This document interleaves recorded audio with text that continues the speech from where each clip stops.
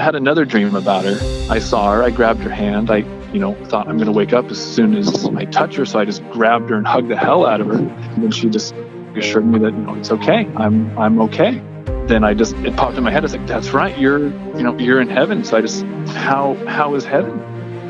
This is Touched by Heaven. Everyday encounters with God. Those moments when heaven and earth collide and we see God. We see his hand reaching out to us, attempting to get our attention, inviting us into a closer relationship. In these stories of encounter, angels, divine interventions, prophetic dreams, near-death experiences, big and little God incidents, all here. I am your host, Trapper Jack. Had a dream myself last Wednesday. Wednesday morning, wake up, and I'm waking up to kind of a field of, call them stars. They weren't exactly stars, but up close and personal.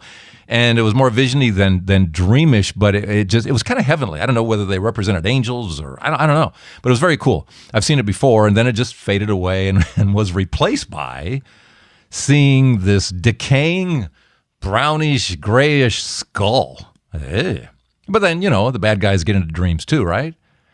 I thought, but that's not what it was. I found, no, not at all. It wasn't a negative at all. It was a positive. I found that out a few hours later.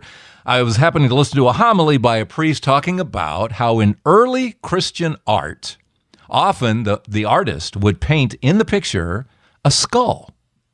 Why? It symbolized Christ's victory over death. Interesting. I thought, okay, there's the connection. Christ's victory over death. He died and he rose. Christ's victory over death. Another big victory in that death and resurrection, of course, is that padlock that had been on heaven forever came off. The gates of heaven were finally open because of Christ. And think about everybody that's in heaven right now. Think about just the millions. How many people are enjoying heaven right now? Not a care in the world, not a scare in the world, not a fear in the world, just all love. Sharing the mind of God, it's got to be incredible, right? It's just, it's what my dad used to call, old phrase. You ever hear the phrase, the life of Riley? I don't know, it's old. I don't know, I think he used it because it was, there was a 50s show called The Life of Riley, based on a radio show called The Life of Riley. In World War I, apparently, it was a common phrase, especially in the military for some reason. It was almost, it's kind of a joke. Yeah, we're living the life of Riley, meaning not a care in the world. Not a care. We have all the luxury and comfort in the world. We're living the life of Riley. I think it started apparently back in the late 1800s. There was a song called about Willie Riley, and he had it all. He had the life of Riley. He had the girl of his dreams, and therefore he was living the life of Riley. Well, today we have a story about the life of Riley. That's her name. 16-year-old Riley, a current resident of heaven, living indeed the life of Riley. To begin the story, we need to go back to last year, 2018, September 26th. Nate Hansen and his wife, Annie, are going to bed. I just kind of laying there in bed, and I had my back turned to my wife, and I had felt this hand on my face, just kind of on the side of your cheek. I thought it was my wife, just kind of comforting me, putting her arm around me, and just having her hand across my face. I could feel the four fingers going up past my temple, the palm on my cheek, and I thought it was her. So I was like, what are you doing? So I kind of rolled over, and she had her back to me, and she was sound asleep. So I was like, what in the world is that? And it had gone away when I'd rolled over. And so I kind of rolled back over and was like, okay. And then there it was again. I just felt this hand just right on my face. I was like, what is that? And for some reason, I don't know if it was, God, an angel. I mean, Riley, I don't know who it was, but I just started talking to Riley, just saying how sorry I was that everything had happened to her. And, I just wish I could have traded places with her and just all that kind of stuff. 3 days before, Nate, a physical education teacher, and his wife, Annie, are sitting up front in their van. In the back are their 4 daughters. Riley is the oldest, age 16. They're near Sacramento, California. Passing through Elk Grove, and it kind of dips down under the railroad tracks. And there's kind of like this blind area where you can't really see. And we were kind of stopped right. That's kind of where it all happened. It was just this horrible, just worst spot at the worst time kind of a thing. Nate suddenly sees that traffic is stopped, so he hits the brakes. But he does plow into the car in front of him, but it's only a fender bender. Everybody's going to be okay. Except the car behind Nate doesn't see this thing coming either. And when they come around the bend, there's not even time to hit the brakes. Kind of looked in the rearview mirror, and Riley, the 16-year-old, kind of had this look like, oh my gosh. I was like, bam. got hit from behind. The airbags went off, and I thought I had died, just because it was just all I saw was just the white airbags and that dust everywhere. And then once those started going down, it kind of realized the severity of the situation and what had happened. And why was your daughter the brunt of it? Why did she get the brunt? That's right where the other car slammed into us, was just that back kind of left side, right where she was. She took the full force of the hit. So, but yeah, it was horrible. Worst things I've ever been through. It was chaos. It was just a horrible situation. 3 of the daughters suffering less serious injuries went to one hospital. Riley was sent to a different hospital. Didn't know what was going on, but her skull had been fractured. And so there was no brain function, no anything. So there was no bringing her back. It was her body was just kind of holding on as long as it could. Her biological mom happened to be up in Seattle visiting her mother at the time. So when I'd called her once the accident happened, she hopped on a plane and talking to everyone there. It was just, just do what they can to keep her alive until her mom gets there. Riley lived for 5 hours. Your world just completely just gets torn upside down. And she was just, she's missed. She is honestly one of the most Christ-like people I know. She wanted for nothing. I mean, she's 16 and we would go to the mall and walking down and there'd be, a handicapped student that goes to her class that, most people would just ignore him, keep walking by, but she'd go over there and talk to him. And one of the conversations was like, where have you been? I haven't seen you in a week. And so they're sitting there just talking about it. And I'm just sitting there just smiling with joy because it's, this is my daughter making everyone else feel loved and welcomed. And it's like, most kids don't do that. And it's like, I never did that in high school. She was completely different. Says everything about her. That says everything about her. She's brightening up heaven big time. Yeah. So going back to that night, 3 days after the accident, and that hand on Nate's face. So I just gotten that comforting feeling that, someone was there trying to comfort me at this time. The next night, the family is together, and of course they're all devastated. They're just numb, and they're looking for a diversion, something to watch on television. So Nate picks out a show. Something to get our mind off of it, something uplifting. And I'm not sure if you show the show Young Sheldon. It's kind of a spinoff of a Big Bang, but yeah, so he's kind of like this science, all about science type thing. And his mom's hugely religious, and we're watching the show thinking, okay, it's, an uplifting thing. It'll, make us, get our mind off something for a little while. So we started watching this, and the opening scene, the mom gets a phone call, and the first thing is that there's this horrible car accident, and the Hansen girl died, is what they had said. Your last name. Yes. And me and my wife look at each other like, what in the world? Did you just hear that? So we rewound it. And yeah, she had said again, it was like, there was a horrible car accident. The Hansen girl died.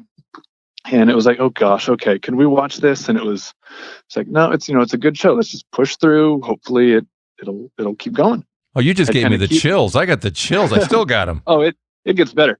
Had kind of kept going, and they were just talking about everything. And she was 16 years old was what they had said in the show. I was like, wait, what? Okay. There's another little hint right there.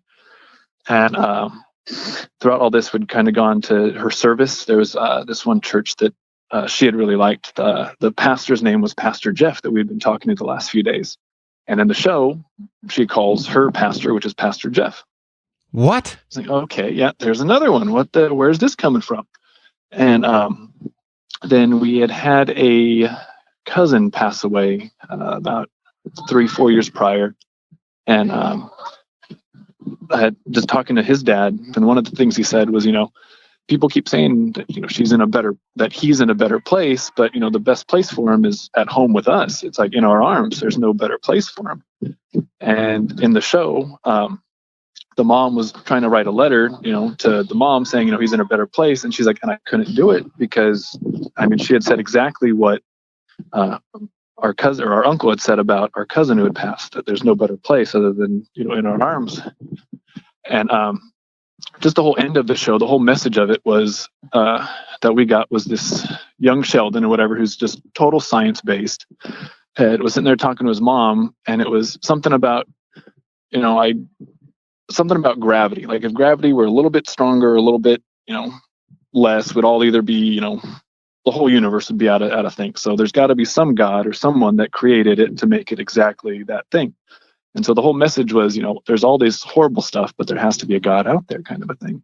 We just took that to heart, and it was just like, oh my gosh, he's speaking to us through TV. And it's like, with all the signs that had happened, it wasn't like it wasn't like a tap on a shoulder or anything like that. It was like a smack to the face with a bat, like, hey, here I am, pay attention, type of a thing. Well, so, I don't believe in coincidence, and you were supposed to watch that show. You were supposed to watch that show. Okay, I mean, I've always thought, oh, that's a good coincidence, but now it's like, no, I'm not seeing the coincidences. I'm seeing him interject himself. I'm seeing things like that. So the part I wonder is, in all of that, did God want you to see that show? Did your angel direct you to that show? Yes, I think he did. Yeah. The other part I always wonder in those moments, think about when they were writing the episode. Think about let's see, what name are we going to use? They have to think of the name Hansen for some reason. It has to be a girl for some reason. There's a Pastor Jeff for some reason. And I always wonder in the writing if they weren't inspired because it was all in the loop that your daughter was going to live that long, that was going to be her lifespan, whatever the reasons. And there's no way of trying to think like God in that way sometimes. It's just difficult to think, well, why would you take someone at 16? Well, why would you take someone at 1 month? You can go crazy trying to figure that out, other than in God's great big plan.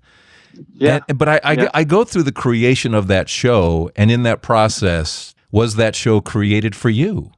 I go to that. I wonder how many different families benefited by that storyline, and you in particular seem to be at the center of that episode. Yeah. I just wonder how far it goes sometimes. I don't believe in coincidence. Yeah. Also, something else that had happened was a couple weeks later, I had a dream, and I believe like my daughter came to me in the dream. And the only reason I say that I believe it was her is any dream that I've ever had where I know it's a dream, in the dream, I get pulled out of it. There'll be something where I'll just notice some flowers like, oh no, that's not normal, type of a thing, or something doesn't sit right. And it's like, I think I might be dreaming. And all of a sudden I just feel the pull and I wake up. So, I mean, with this one, it was, I remember just all of a sudden being in this room where it was just kind of, the way I can describe it as is kind of like clouds and like the static on your TV, which is kind of a white and a gray, just kind of moving, but not moving at the same time. You could tell like the walls were solid, but not solid. So it was this weird setting type thing. And my daughter was there, and I had another dream about her where I had seen her and I went and held her hand. And then when I went to go hug her, she had kind of disappeared and then I'd woken up just realizing that, I'm never going to get to hold her again. But with this one, it was, I saw her, I grabbed her hand. I thought I'm going to wake up as soon as I touch her. So I just grabbed her and hugged the hell out of her. And she just started laughing. She's like, what's going on? I was like, you're going to disappear, or I'm going to disappear. And she's like, no, I'm not. And so we're just sitting there talking, and I didn't feel the pull, to go. I felt anchored, like this is where I'm supposed to be, type of thing. So I was sitting there talking to her and just holding her, smelling her, kissing her forehead and everything. And just kind of again, telling her how sorry I was, everything that had happened. And she just assured me that, it's okay. I'm okay. And then it popped in my head. I was like, that's right. You're in heaven. So I just, how is heaven? And she didn't answer. She just looked at me and gave me this one look. And it's the same look she used to give me all the time, where she would experience something like, say she'd see a movie that I haven't seen, or an event or something where she's so excited to talk about it, but she doesn't want to spoil it. She wants you to see it, so that way you can talk about it together. Wow. That's awesome. And it was just, it. She gave me that look and just smiled, and I knew, I was like, you're not going to tell me. And she just kept smiling and just hugged her, kissed her, and she said, I love you, and said, I love you. I loved her back. And next thing I know, I was just wide awake, just in bed, just fully awake. Like, oh my gosh, this just happened. I think that is people ask me all the time, like, how are you doing okay with this? Your daughter just passed away, several months ago. And it's like, ever since then, I just woke up and had this just I don't know, I've heard all your podcasts, just this love and just this warmth, and just I had just that feeling like she's okay.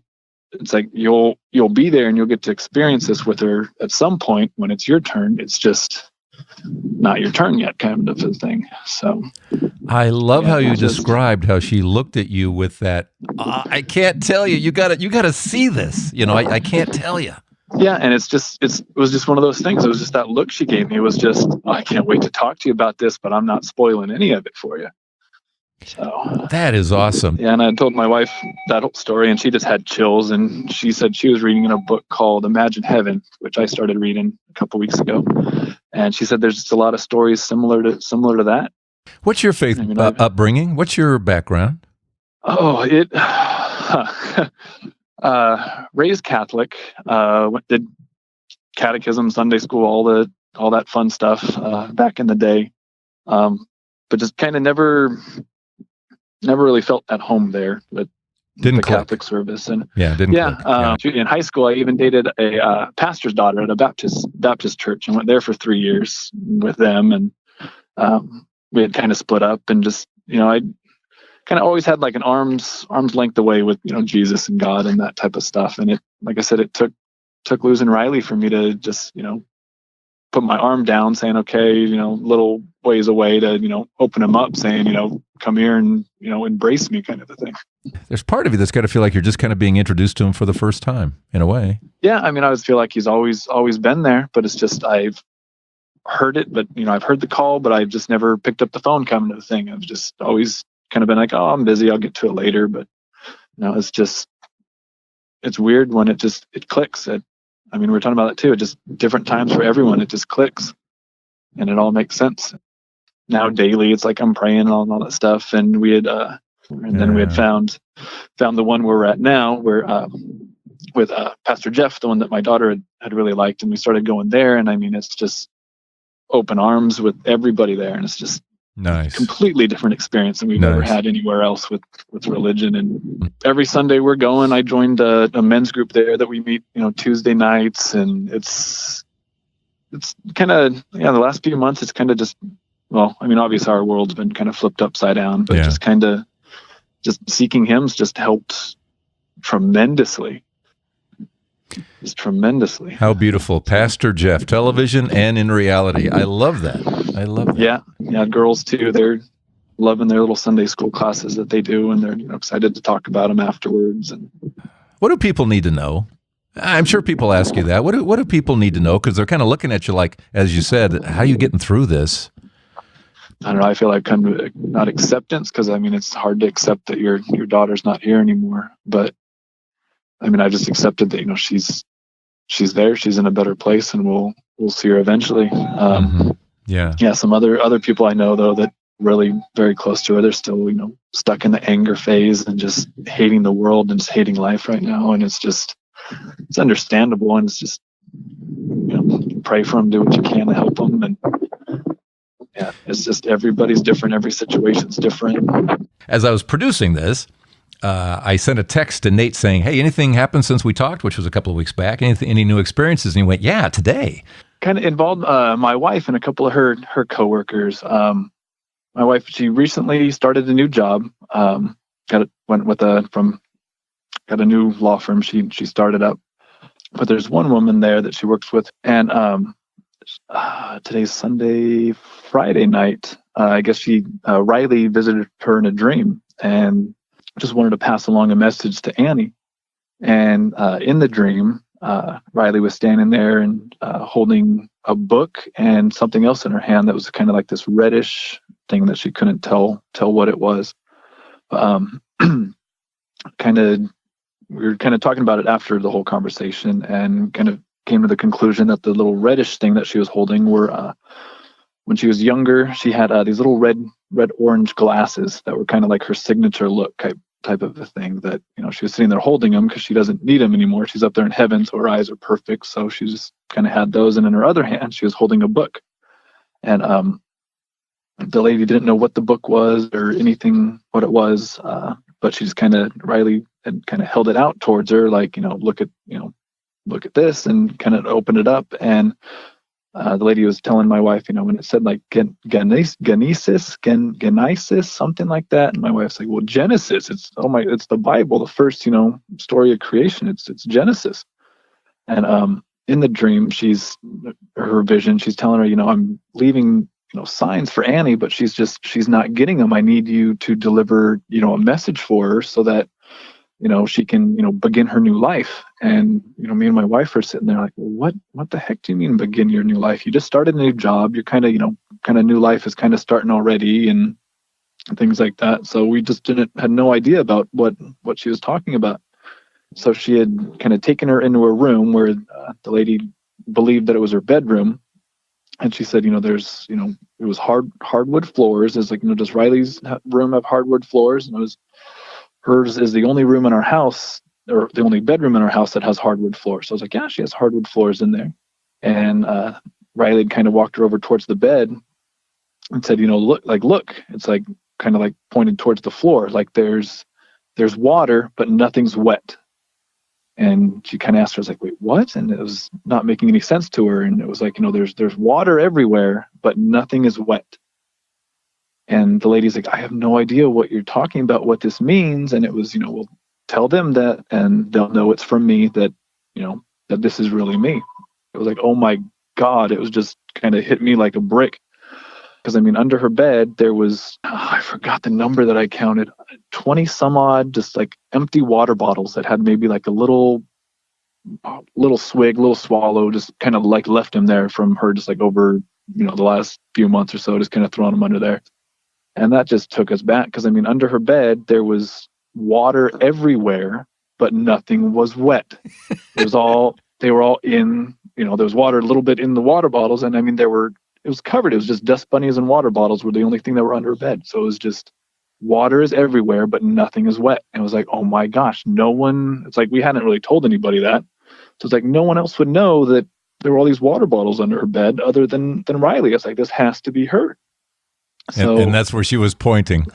yeah. And exactly. And so it's like, okay, well, we know this message is from Riley that, your Annie's not getting the signs. It's like, okay, so just keep your eyes out for more signs so that you can start this new life. But it's like, but what are you talking about? And then today we had gone to church, and they about 2 months ago, they had done kind of baptisms kind of 3 weeks in a row. And today they just kind of decided, we're doing it again. If anyone has that urge to, start their new life and, in Christ and things like that. And then all of a sudden just my wife kind of looked over at me and was like, I'm going to do that. This is what it is. This is my sign. This is my pull. And I kind of laughed, not like as a thinking it was funny, just kind of like overjoyed, like, oh my gosh, this is it. Everything, this is what Riley was telling us, pointing to. And I was like, that's a wonderful idea. It's like, go for it. So my wife had, gone up and gotten baptized, and I had gotten, the kids out of the little daycare thing to come up and watch, and we watched her got baptized, and it was just a wonderful thing. So until today, Annie had never been baptized? She had, when we hadn't gotten married, since we wanted to do it in the Catholic Church, she needed to get baptized. But then it was kind of I'm just doing it out of an obligation so that we can get married here, not as in I don't know, it was kind of not of her own will. It was kind of other people kind of saying, you need to do this. She never felt totally in that baptism. Is that what you're saying? Yeah. Okay. It's an interesting process because, God doesn't force himself on anyone. And obviously, as an adult, it's like, okay, I'm going to do a baptism, but I'm only doing it because of X, not because. Yeah. You kind of. I'm trying to figure out what God is thinking during all this thing, or you know what I mean. But at the same time, it's like now she feels more in. Now she feels in. I to be honest with you, I think the first baptism took. I think it took, but for her own peace of mind, shall we say? Yeah, I can say that. This was all in. She was all in this time around. Yeah. So Annie got baptized today. Yep. Yeah, she did. And that's where Pastor Jeff is. Yes. Yep. So there's your full circle there. There's your full circle again. Beautiful. And the beauty of how Riley brought everybody back. Yeah. Just how she's kind of just there, just kind of making sure we're on the right track and just staying in Jesus' arms and just kind of embracing. It's kind of funny that we're kind of actually in church when I'd gotten your text saying, that this one was going to come out this week. And I was thinking, oh, shoot, if, would have known beforehand, I, could have added this story in. And then it was, got your one about anything else you want to add. I was like, oh, there's our sign right there. Okay, we're going to add in this guy too. Absolutely. And Nate's not quite done yet. Coming up, the day an angel saved the life of his dad. That's on the way. First, just a quick mention here that some very cool changes are coming to Patreon from us. More interaction, more content. In fact, we've already started more content. I'm now adding videos, new videos that we're calling Trapper's Thoughts, where I'm going into a little more detail on some of these episodes or whatever's going on out there in the Touched by Heaven universe are going to be under that umbrella of Trapper's Thoughts. Just some very cool stuff going on. So if you feel blessed by these podcasts, that they are lifting lifting your day or your week, as the case may be, and it makes sense for you to help us out financially on a monthly basis, Patreon just makes it so easy for all of us. Just go to patreon.com, patreon.com, or this episode here. You can click into episode 49 of Touched by Heaven, and it will take you to Patreon. And I thank you in advance for any consideration you would give us. Thank you. All right, now back to Nate Hansen. Actually, my dad has had a couple miraculous things that I didn't know about until I'd kind of told him about my situations. There was one where he was on a pier, kind of down south in winter when it was really pretty cold, and he was all bundled up, had jacket, boots. I mean, he was all covered up, and he was taking pictures out by this pier, and he said he fell over where he was going off the pier and he was going to go into the water, and no one was around or anything. And he said, it was at the point where, gravity had already taken him, where there was no coming back, no getting a footing. He was going over, and he said he felt this arm come right up under his armpit, just kind of grab him, scoop him, and just push him back the other way. And he never said anything. I mean, for I don't know how long, but yeah, he just never said anything because he just thought, no one's going to believe me. I'm just crazy, kind of a thing. So, and he had, and then eventually he ended up telling my mom and stuff, but he never told us. It was my mom ended up telling us, afterwards. And so that was just one of those ones where it was just, hell, if he would have gone in the water, being weighted down with all the clothes and all that stuff and equipment he had on him, it's like, and how cold the water was, I doubt he would have made it, to shore from where he had fallen off the pier. Wow. And, what was his faith background at the time? He's Catholic. Yeah. So he has his faith. He's good. What else happened to him? Yeah. What else happened to him? Was another one. I don't know if it was my mom or my dad, one of the two, but it involved both of them. One night, my dad and sister were driving back from LA really late at night. And my dad, when he drives, kind of tends to get sleepy when it gets, kind of fall asleep behind the wheel every so often. But my mom had woken up. She was at home. I can't remember what time it was she had said, but let's say just 2:05. She had woken up like 2:05, had this uneasy feeling that, something's just not right. So she had said a little prayer, saying, just please watch over my dad and sister and, make sure that they get home okay. And at that exact time, they had gotten pulled over. So it was like at 2:05, they got pulled over. The police officer said, yeah, you were, swerving. And, so just wanted to make sure, what was going on. And my dad had said, yeah, I'm just, tired coming back. It's late. And so he said, just pull up, right here on, this next exit. There's a coffee shop right there, rest stop, get some coffee, take a little rest. He's like, and then get back on the road. And that's what he did. And then they made it home safe. But it was just the time, he had gotten pulled over right at 2:05. 2:05 was right when my mom had said that prayer. And it's just... Nice connection. It was answered. Yeah. Nice connection. And it's very possible that officer saved his life. Yeah, very possible. Yeah. Yeah. And it was just, Jesus had worked through that officer at that time just to make sure that he was okay. Nice. And this is the world most people don't know. They really don't know. I think even most Christians don't know this world exists, of how much is going on around us, how many times we're being blessed and saved and in our own way, kept from going off a deep end on a pier or whatever. And most people, I was one of them, used to think, oh no, it's just coincidence. But you get 2 or 3 coincidences, like this, and it's like, no, it's not just a coincidence. There's something, You got an angel behind you. There's someone watching out for you. Yeah. No such thing as a coincidence around here. Thanks, Nate. Nate Hansen here on Touched by Heaven, Everyday Encounters with God. I mean, the takeaways. Oh my, the dreams, multiple dreams, the touch on the cheek, the television show. It's amazing. These collisions of heaven and earth, just beautiful, beautiful stories that remind us that the conversation is going on with God all the time. I'd love to hear your story, big and small. Love to hear the stories. You can contact me at touchedbyheaven.net, touchedbyheaven.net. Give me a little brief outline. I'll get back to you. And thank you for sharing these episodes. Thank you for rating and reviewing in your podcast app. That gets the word out to lots of people, too. That helps the process of it all, too. And again, thank you for going to Patreon and helping us out on a monthly basis. I'll see you next week with another episode of Touched by Heaven, Everyday Encounters with God. I'm Trapper Jack.